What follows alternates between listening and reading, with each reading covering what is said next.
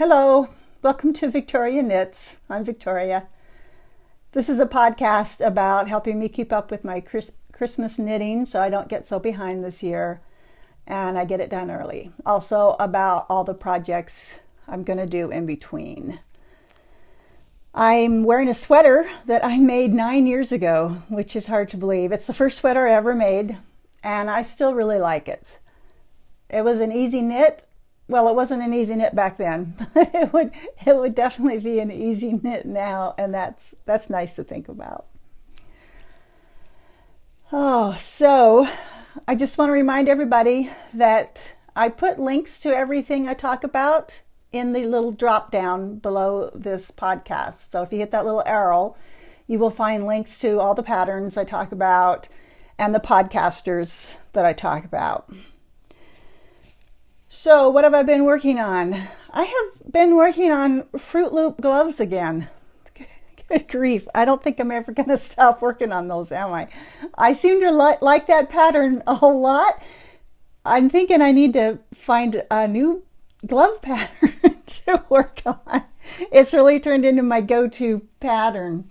So I have finished one of a pair, and it's this one.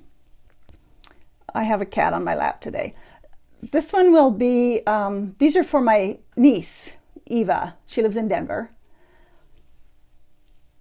I love this yarn. It's, I actually got that yarn from my fiber share partner. It is Northbound knitting and the colorway is Frisky. And it's really that really fits my niece. I think she'll really like these. It's a nice glove. So let's look back at all the Froot Loop gloves I've made. I made these gloves for my mother-in-law. This is Hedgehog Fibres Dusk. Beautiful colorway. I made these for myself last year. These are Knitty and Color acoustic sock. The color is Nordic Holiday, sorry.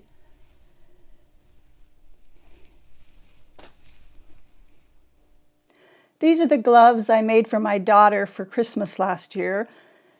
The yarn is Party Like It's 1999 by Lolo Did It. These are the Froot Loop gloves I made for my daughter-in-law. This is Rowan Fine Art, and this was a gift from my fiber share partner. And then finally, the most recent pair of Froot Loop gloves I'm working on are these, and these will be for me.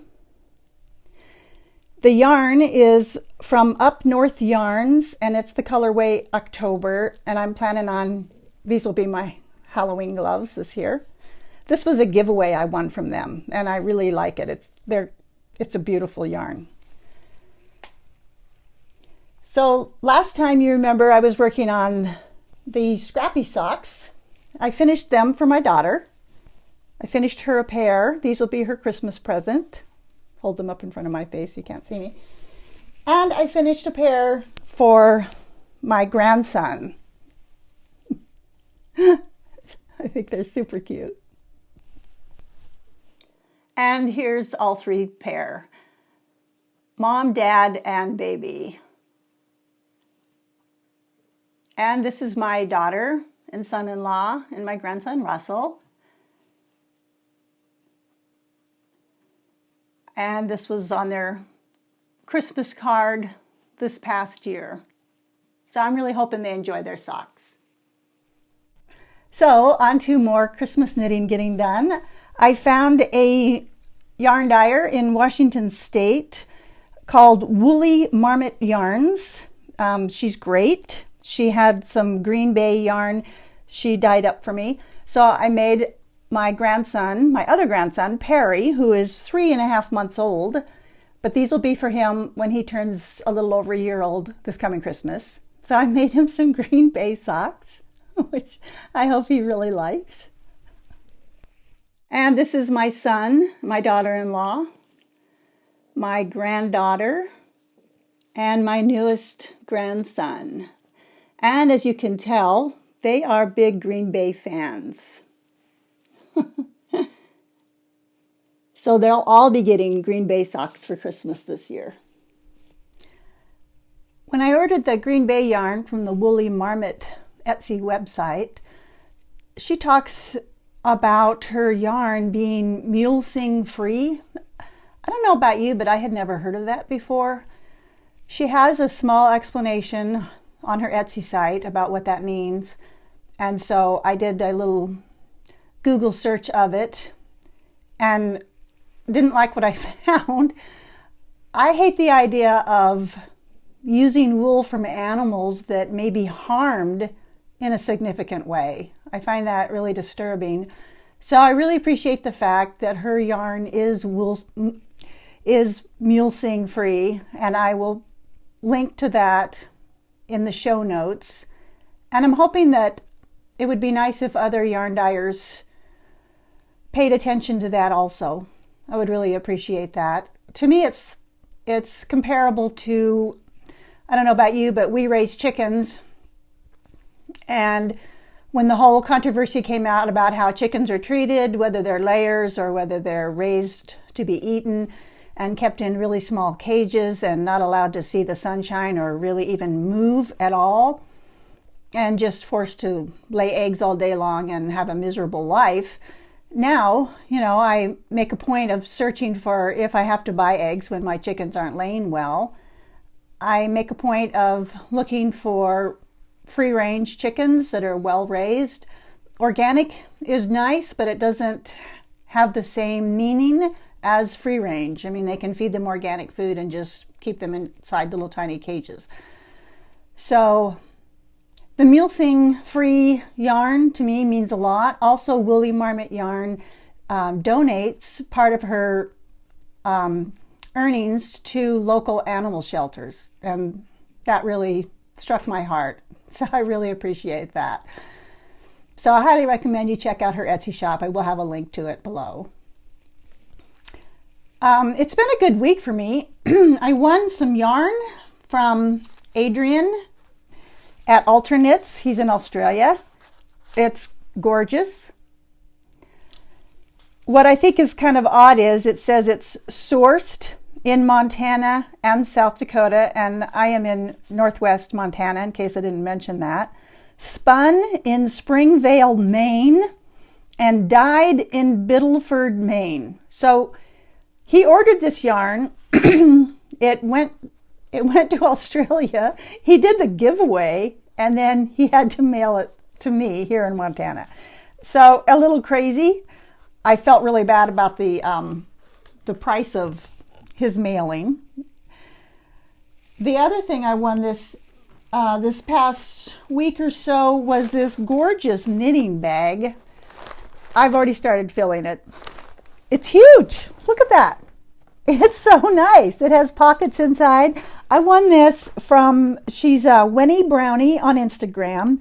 Her Etsy site is My Pomadour. I'll have links to that too. She's got a great little Etsy site with all kinds of bags.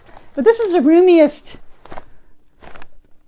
project bag I've seen in a long time. So I plan on taking this on my trip with me when I go to visit my grandkids soon. And I'm already starting to fill it up with things to knit on that trip, which will be really great. The other thing you may have noticed at the beginning of my podcast this time, I have a little picture of my smiling face with a wine glass in my hand, because as you can see behind me, my husband and I finally got around to organizing my knitting room. Well, I did the organizing, but I bought wooden crates from Joann's to put my yarn in and get it nice and organized, and I love it. I'm only missing a couple of wooden crates. I'm still using just 2 cardboard boxes, which isn't too bad. And my husband helped me put some pictures up on the walls. I had lots of art I wanted to get up. So I can hardly tell you how that's changed my knitting room. The feel of it is just so fantastic. It feels organized and permanent. We moved here July of last year. And I don't know about you, but it takes me a while to adjust to a new place. We did finish our living room and our kitchen upstairs. Our bedroom is still iffy, still waiting for some artwork to be hung. We're still trying to decide on some things for that. The spare bedrooms downstairs are still waiting on artwork to be hung. It takes a little while to adjust to a new place and know where you might want things. So it's a process for me. But it's been fun. It's nice to have my knitting room finished. I don't think I'm even going to put curtains up on the windows because I love the light. I love the view I have out both windows. Sorry, my cat is shaking the table. So I love the views, so I don't even think I'll bother putting curtains up. I think this is how it's going to be. And as usual, I like to keep my podcast really short so that you can watch them if you're in a hurry and you don't have to commit a lot of time to it. I have been working on my Flax light sweater by Tincanknits still. I'm loving it, but I'm not ready to show it yet. And I'm also working on a baby blanket for a friend of mine who's due in June. It's the diagonal stripe baby blanket. I'm really liking how it turns out. I want to get it finished before I leave at the end of March to go back to Boise to visit, because I would like to give it to her in person. I would also like to get another set of those string-along toys by Susan B. Anderson that I showed in my last podcast. I'd like to get a set of those finished for her too, for her baby. I think that would be great. And I would like to recommend 2 podcasts this time.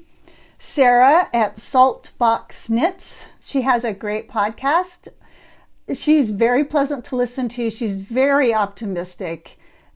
She seems like the sweetest person, always wanting to, she's always looking for ways to help other people. And she's uplifting to watch. And then the Yarn and I, Cappy, she's in Michigan. Probably most of you are aware of Cappy, but I really like her podcast. She tries to have a different twist going on it, and she's very encouraging. She always encourages people to try new things. She often has patterns that you can get a coupon code for and get a discount on. She just has lots of nice ideas, and I like watching her podcasts also. And I would just like to say, if you haven't found a podcast yet that fits you, keep looking, because there are a million of them out there. There are so many knitting podcasts or just craft podcasts in general, people that do spinning and crochet and dye their own yarn. Hopefully Felix settles down here. Anyway, that's the end of the knitting portion, and now I'm going to take you on a little tour of where we live here in Montana. It won't take very long because it's a very small town, but if you don't want to hang in for that, this is basically the end of the knitting talk. So hopefully I'll see you next time. Thanks for joining me, and goodbye from Montana. As I said, we live in the small town in northwest Montana. It's called Marion. And if you stand in the center of our town and do a 360 turn, this is what you'll see. That is the only place to eat in town. It's called the Hitching Post. It includes a really small motel. Keep turning, you'll see our one gas station, which includes a convenience store, of course, don't they all?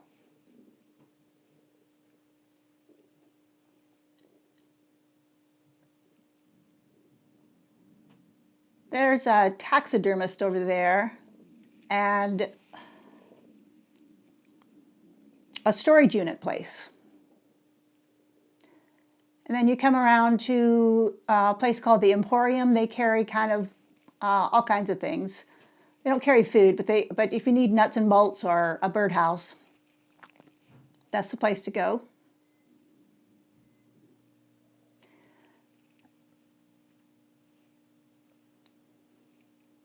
We do have a school. It's a grade school.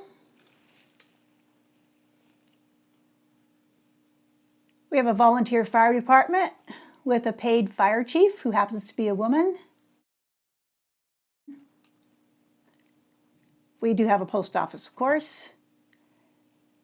And where would you be without a second bar to choose from? So that's it. That's our town.